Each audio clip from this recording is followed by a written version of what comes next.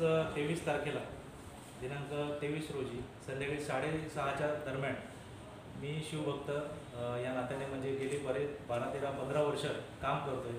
विविध संघटनांची मी आजपर्यंत कामं करत आलो, हिंदुत्वाचं काम करतो आहे. आत्ताच 8 तारखेला 8 डिसेंबरला आम्ही शिवप्रताप नावाचा कार्यक्रम केला. अफजल खान वधाचा आम्ही कार्यक्रम केला. फार सुंदर कार्यक्रम झाला. या कार्यक्रमात स्वतः IRS ऑफिसर आले होते आणि इतका छान कार्यक्रम झाल्यानंतर एक सामाजिक प्रतिमा, एक शिवकार्य करणारा तरुण म्हणून माझी एक ओळख आहे आणि गेल्या बऱ्याच वर्षांपासून हीच ओळख आहे. परंतु ह्या गोष्टीचा संबंध कुठे कोणीतरी लावला असं मला असंही जाणवतं. तर सरळ मी मुद्द्यावर बोलतो की रोशन वाडकर नावाची एक व्यक्ती आहे. ती एका पक्षाची पदाधिकारीसुद्धा आहे. परंतु आम्हाला राजकारण करायचं नाही, त्यामुळे त्या पक्षाचंही नाव मी घेत नाही. रोशन वाडकर हा आनंदनगर या ठिकाणी राहणारा व्यक्ती आहे आणि फेसबुकला त्याने जी पोस्ट केली त्याचं मी तुम्हाला वाचून दाखवतो. त्याने पोस्ट काय केली होती. त्याचं म्हणणं, तुझ्यासारखे दुय्यम दर्जाचे विचार ठेवून समाजाला दिशा दाखवत असेल ना, तर स्वतःला छत्रपतींचा मावळा म्हणायची लायकी नाही तुझी. आज दुसऱ्यांच्या आई बहिणींमध्ये स्वतःच्या आई बहिणींना बघशील ना, तेव्हा खरा स्वतःला छत्रपतींच्या विचारांनी समृद्ध करशील. आणि पुढे लिहिले सुद्धा #जयेश गायकवाड.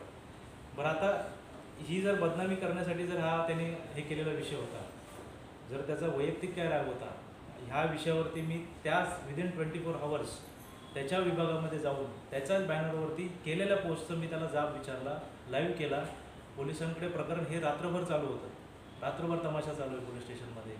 हा मुलगा जर खरा होता तर त्या टायमाला त्यांनी तेव्हाच जर विषय संपवला असता तर हा विषय वाढला नसता. माझी फाईट याच्यावरती होती की हा जर पर्सनल विषय तुझा जर होता किंवा वैयक्तिक राग असेल तर संदर्भ मावळा हा वापरायला नव्हता पाहिजे. सगळ्यात महत्त्वाचा होता मावळा हा विषय आला कुठून, शिवछत्रपतींचे विचार हा विषय आला कुठून, आई बहिणींचा विषय म्हणजे हा कॅरेक्टरचा विषय होतो. बरं, आता तिथे माझं नाव असल्यामुळे बरीचशी ठाण्यातली जनता, विविध जिल्ह्यांमधली लोक ओळखतात जयेश गायकवाड शिवकार्य करतो. ह्या बाबतीत ज्या गोष्टी घडलेल्या असतील, हा याचा टार्गेट काय होता, याचा मोटिव्ह काय होता, हाही अजूनपर्यंत उलगडा लागलेला नाही आहे. काही तासांनंतर जेव्हा या गोष्टीची जेव्हा मी अर्ज दिला, रात्री अर्जही घेत नव्हते, त्या अर्ज घ्यायला भरपूर दिरंगाई झाली. जवळजवळ 3 तास, 3, 4, 5, 6 तास आम्ही जवळ पोलीस स्टेशनला पूर्ण आम्ही सगळी मुलं जवळजवळ 50-60 शिवभक्तांची तिथे सगळं जमा होता. त्याच्यामध्ये अर्ज घ्यायला एवढा उशीर लागला आणि 3 रात्री 2:45च्या दरम्यान आम्ही ऑफलाईन व्हिडिओ पण केला पोलीस स्टेशनच्या बाहेर की असा असा विषय झालेला आहे आणि ह्या गोष्टी दखल आता आम्ही अर्ज देतो आहे, ह्या तक्रार अर्ज आम्ही दिलेला आहे. जर ह्या याच्यावरती कारवाई झाली नाही, अशी जी विकृती आहे समाजातली, एखाद्याला बदनाम करण्यासाठी, एखाद्या शिवभक्ताला बदनाम करण्यासाठी तुम्ही रेफरन्सेस काय वापरताय, मावळा हा शब्द वापरताय. बरं, मावळ्या शब्दाला हात लावणं म्हणजे फार मोठी गोष्ट आहे. कारण धारातीर्थ गडकोट मोहीम आपल्या बऱ्याचशा संघटना करतात. तसेच आता जे शिवकार्य आपण बघतोय, आपण ज्यांच्यामुळे आज इथे हिंदू म्हणून टिकलो, शिवछत्रपतींनी हिंदवी स्वराज्य उभं केलं, त्याच्यामध्ये जे धारातीर्थ पडलेले जे मावळे आहेत त्यांच्या अस्मितेला धक्का लागतो की काय, हाही विचार आपण जनतेने केला पाहिजे, शिवभक्तांनी केला पाहिजे. त्यासाठी ही तातडीच्या पत्रकार परिषदेसाठी मी हा विषय आपल्यापर्यंत मांडण्याचा प्रयत्न केला. कारण याच्या मागची माझी भावना अशीच आहे, याच्यामध्ये सखोल चौकशी झाली पाहिजे. याने काही तासानंतर ही पोस्ट डिलीट केली. बरं, डिलीट करताना पोस्टचं जशी पोस्ट आपण केली तसं पोस्ट केल्यानंतर म्हणजे जर आपण डिलीट करतो एखादा मुद्दा, माफीही मागितली नाही. माझी एक अट होती त्याला की बाबा समस्त शिवभक्तांची माफी मागावी, जेणेकरून हा विषय शिवभक्तांपर्यंत गेलेला आहे. त्यांच्या भावना आज न उद्या हा विषय वाढणार होता. कारण साधी NCR घेण्यासाठी मला जो संघर्ष करायला लागला आहे तो फार मोठा झालेला आहे. आता आपल्याकडे वेळ असेल तर मी सगळ्या गोष्टी तुम्हाला सांगू शकतो. तुम्ही हा विषय झाल्यानंतर तुम्ही विचारा की काय काय झाले, मला काय काय फेस करायला लागले. ह्या भरपूर गोष्टी झालेल्या आहेत आठवड्याभरामध्ये. आणि हा विषय अजून जर ताटकळत राहिला असता तर हा समस्त शिवभक्तांवरती झालेला अन्याय असता, मावळा या शब्दावरती झालेला अन्याय असता. माझ्या बाजूने आज नक्षत्रराव देशपांडे, नरवीर मुरारबाजी देशपांडेंचे थेट वंशज, म्हणजे ज्या मुद्द्यासाठी मी आज भांडतोय, ज्या मुद्द्यासाठी आज मी गोष्टी आपल्यासमोर मांडतोय, साक्षात आज मी खरंच त्यांचे समस्त शिवभक्तांकडून धन्यवाद देतो की ते स्वतः नक्षत्रराव देशपांडे आले. प्रशांत दादा ठोसर यांची मी परिचय करून, ते नाणी संग्रह आहेत. प्रशांतांचा परिचय ह्या इतिहासकारामध्ये फार चांगला अभ्यास आणि आदरणीय स्वर्गीय बाबासाहेब पुरंदर यांची जवळची व्यक्ती राहिलेली आहे.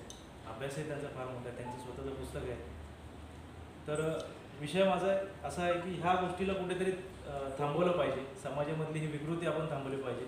सदर पोस्टची जे वैसस आहे, ही पोस्ट आहे फेसबुकला केलेली त्याने. काही तासांनी पोस्ट डिलीट झाली. डिलीट करण्यामागचं कारण हे अजून स्पष्ट नाही आहे. बरं, जर एखाद्याची आपण बदनामी करतोय, एखाद्या व्यक्तीची आपण बदनामी करतोय, तर त्याच्या मागचा हेतू काय होता? या ठिकाणी खाली माझं नाव आहे. बरीच लोक ओळखतात म्हणून दारापर्यंत कोण आलं नाही, पण आपल्यासारख्या एखाद्या सामान्य व्यक्तीवर ही जर गोष्ट घडली असती, घटना घडली असती, त्याचे पडसाद काय उमटले असते महाराष्ट्रामध्ये? बरं, याच ठिकाणी एखाद्या नेत्याची बदनामी झाली असती तर आता उभा महाराष्ट्र पेटला असता. आता राजकारण हा एक वेगळाच मुद्दा झाला असता. म्हणून मी त्या पक्षाचंही नाव घेत नाही आहे. रोशन वाडकर कुठल्या पक्षाचा आहे हे सगळ्यांना माहिती आहे. आपण ही गोष्ट लोकांपर्यंत, शिवभक्तांपर्यंत पाठवा अशी अपेक्षा. पुढचा विषय प्रशांतदादा ठोसर म्हणतील. ह्या प्रकरणाची, इतकं गंभीर प्रकरण असून सुद्धा एक शिवभक्त, एक जसं आपण म्हणतो की आपण देशाचे नागरिक आहोत, आपल्याला एक अधिकार आहे आपला विषय मांडण्याची. बरं, मी ज्यावेळेस हा विषय पोलीस स्टेशनला नेल्यानंतर तातडीने, जशी पोस्ट पाहिली तातडीने पोलीस स्टेशनला गेलो त्या क्षणाला. मला जर हा विषय लपवायचा असता, वैयक्तिक असता, मी तो विषय एवढा पुढपर्यंत आलाच नसता. पोलीस स्टेशनला गेल्यानंतर ह्या प्रकरणात तुम्हाला सांगितले काय काय घडलं, परंतु ह्या प्रकरणाला वळण वेगळ्या पद्धतीने द्यायचं होतं. मी थेट पोलिसांचं नाव घेतो की पोलिसांना वेगळं वळण द्यायचं होतं, NCR घ्यायची नव्हती. ह्या प्रकरणामध्ये त्यांचं असं म्हणणं की आपण विषय मिटवून घेऊ. बरं, विषय मिटवून घेऊ तर काय, तर माझा वैयक्तिक नव्हताच. माझा विषय आहे की मावळा ह्या शब्दाचा उल्लेख नव्हता व्हायला पाहिजे. या गोष्टीवर माझं त्यांना म्हणणं होते की तुम्ही एकतर याच्यावरती गंभीर गुन्हा दाखल करा, या गोष्टीची चौकशी करा. तोही विषय झालेला नाही. आणि मी थेट नाव घेतो, मावकर नावाच्या महिला पोलीस अधिकारी आहेत, त्यांनी थेट असं म्हटलं की छत्रपती काय एकच आहे, छत्रपती काय एकच आहेत का, मावळा काय एकच आहे का? हा जो विषय ज्यावेळेस मी ऐकला त्यावेळेस मला धक्का बसलेला आहे. त्या टायमाला मी जो संयम ठेवला तो मी आज तुमच्यासमोर सांगतोय. कारण उद्या उठून या गोष्टीचं पडसाद, आता हे थेट आव्हान मी पण घेतलं, कारण एक शिवभक्तांची बाजू मी आज थेटपणे मांडतोय. कारण मला जो अनुभव आला महाराष्ट्रामध्ये, भारतभर, देशामध्ये कोणालाही येऊ नये, परत ही गोष्ट घडू नये, यासाठी एक उदाहरण म्हणून आपण ह्या गोष्टीवर आत्ताच वचक घातली पाहिजे, जेणेकरून आता थेट घोषणांना इथे यायची वेळ आली. हे खरं सांगतो आमच्यासाठी, शिवभक्तांसाठी हे म्हणजे अनएक्सेप्टेड होतं की ही गोष्ट व्हायला नव्हती पाहिजे. पोलीस अधिकाऱ्यांसंदर्भात आपण काय वरिष्ठ त्यांच्या अधिकाऱ्यांची चर्चा केली का, असा काय अर्ज दिला आहे का, तुझा आरोप करतो? हां, तर विषय असा झालेला आहे की त्या क्षणी त्यांचं म्हणणं काय, मी तेही सांगतो, त्यांचं म्हणणं ही तुझी वैयक्तिक बदनामी होती. बरं, वैयक्तिक बदनामीमध्ये छत्रपतींचा विषय यायलाच नव्हता पाहिजे, हाही मी त्यांना विषय सांगितला. मावळा हा शब्द यायला नव्हता पाहिजे, हाही मी विषय त्यांना पटवून सांगितला. त्याच्यानंतर त्यांनी सांगितलं की तुम्ही एक वकील करा, वकिलांकडून आमच्याकडे जर आली FIR तर आम्ही त्याच्यावर थेट गुन्हा दाखल करू. त्यामुळे मी हा गुन्हा दाखल व्हावा अशी मागणी करतो. हाही मी विषय तुमच्याकडे स्पष्ट केलेला आहे.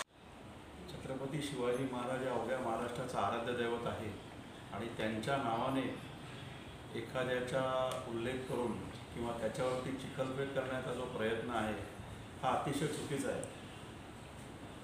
ही शिवराजाभिषेक समिती जी ज्येष्ठ शुद्ध त्रयोदशी या तिथीनुसार शिवाजी महाराजांचा जो राज्याभिषेक रायगडावरती झाला होता तो गेल्या 28 वर्ष आम्ही आमच्या समितीच्या मार्फत करत आहोत आणि त्या समितीचा मी संस्थापक सदस्य आणि अनेक वर्ष कार्याध्यक्ष आहे. जयेशराव गायकवाड यांना मी सुमारे 12 ते 15 वर्ष ओळखतोय आणि एक निश्चित शिवभक्त अशी त्यांची ओळख आहे. हिंदुत्ववादी त्यांचे जे विचार, त्यांचं कार्य आहे ते देखील आज आपल्या ठाणेकर जनतेसमोर आहे.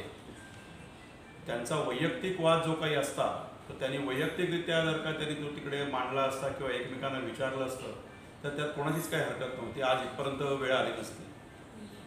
पण फेसबुकसारख्या एक जी अत्यंत ज्वालाग्राही अशी जी एक सोशल मीडिया जो आहे त्या ज्वालाग्राही सोशल मीडियावरती अशा प्रकारचे आरोप करून त्यात छत्रपती शिवाजी महाराजांचा विनाकारण उल्लेख, त्यांच्याबरोबर त्यांचे जे निष्ठावान सहकारी मावळे जे होते त्यांचा विनाकारण उल्लेख करणं हे अत्यंत चुकीचं आहे.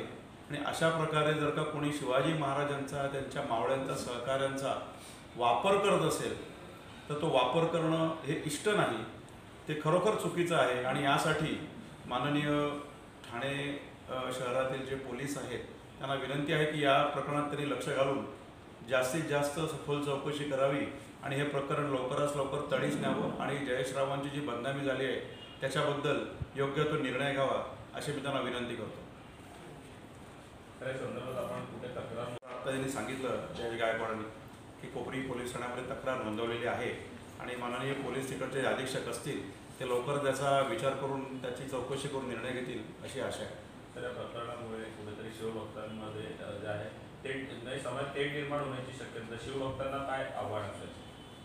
आव्हान म्हणण्यापेक्षा कसं आहे की आता आपण ओळख करून घेतली की इथे मुरारबाजी देशपांडे, नरवीर मुरारबाजी देशपांडे यांच्या वंशजा इथे बसलेले आहेत आणि आज त्यांना काय वाटत असेल याचा विचार मी एक इतिहास अभ्यासक म्हणून मी करू शकतो की अशा प्रकारे ज्यांनी स्वराज्याच्या विरोधामध्ये जे चालून आले होते त्यांना ज्या तडफेने तोंड दिलं होतं, ज्यांचा छत्रपती शिवाजी महाराजांनी प्रत्यक्षात गौरव केला होता, अशा मावळ्यांची जर का नावं कुठल्या तरी प्रकरणामध्ये जोडायची, छत्रपती शिवाजी महाराजांचा विनाकारण उल्लेख करायचा, हे गैर आहे. तुमचा जो काही वैयक्तिक राग लोभ द्वेष जो काही आहे तो तुम्ही वैयक्तिकरित्या सोडवू शकता, एकमेकांशी बोलून त्याचा तुम्ही मार्ग काढू शकता. पण छत्रपती शिवाजी महाराज आणि मावळा हा शब्द मध्ये घेणं हे सर्वस्वी गैर आहे असं मी आंदोलन सांगतो.